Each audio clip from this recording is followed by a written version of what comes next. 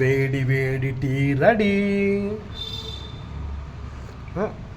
Sorry, tea కాదు, coffee. వేడి వేడి కాఫీ రెడీ. కాఫీ ఉండేసి టీ అంటానండి.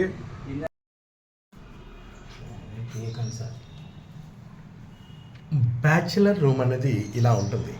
ఈ బ్యాచిలర్ రూమ్లో టీలు తాగడానికి టీ కట్టడానికి ముందు పాలని శుభ్రంగా మరిగించాలి. దాంట్లో స్పూన్ పెట్టి తిప్పండి సార్, చేయబెట్టి. గోంగూర కోసుకున్న దాన్ని ఇలా పక్కన పెట్టుకోవాలి. ఈరోజు మా ఫ్రెండ్ గోంగూర పచ్చడి చేస్తున్నాడు. ఇక్కడ మీ ఫ్రెండ్ చేస్తున్నాడు. ఇక్కడ టీ పెట్టాడు. ఇది షుగరు. ఇంకా ఇది గ్యాస్ బండ. చాలా కేర్ సిటీగా నడుతుంది. కొంచెం ఫేమస్లో ఉంది ఇప్పుడు.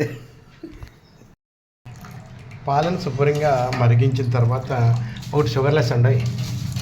ఇది కాఫీ పొడు. దీని పేరు వచ్చి ఏంటి, చదువు రావట్లేదు. ఏదో పేరు ఉంది చూడండి. జనరల్గా కాఫీ పొడి అనగానే బ్రూ ఒకటి అనుకుంటాం, కానీ ఇది బ్రూ కాదు, ఏదో ఎక్స్ట్రా ఉంది. కాఫీ పొడి, బ్రూ పొడి. ఇది 5 రూపాయలు మాత్రం. 5 రూపాయలా? రూపాయలు.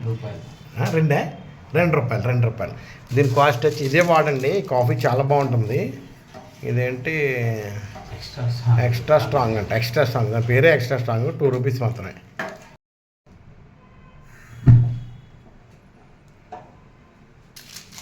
హాయ్ ఫ్రెండ్స్, దీని పేరు వచ్చి కాంటోనెంట్ ఎక్స్ట్రా స్ట్రాంగ్. 2 రూపీస్ మాత్రమే. ఓకే, పాలు మరుగుతున్నాయి చూడండి. తర్వాత వేయాలండి, షుగర్ వేయాలి. షుగర్ వేయకూడదు. షుగర్ ఉన్న వాళ్ళు షుగర్ వేసుకోకూడదు. మళ్ళీ పాలే వేయాలి.